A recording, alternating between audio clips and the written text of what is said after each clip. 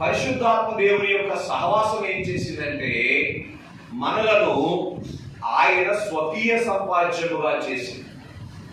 పరమగీత గ్రంథంలో ఉంటుంది, రెఫరెన్స్ నేను మీకు ఇవ్వట్లేదు, కానీ